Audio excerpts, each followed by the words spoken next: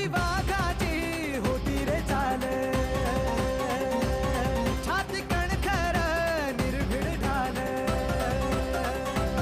ज्याची वाघाची होती रे चाल, छाती कणखर निर्भीड ढाल. तलवार केली त्यांनी हातातला पेन, एकटाच लढला छाती ठोकून. तलवार केली त्यांनी हातातला पेन, एकटाच लढला छाती ठोकून. वाचा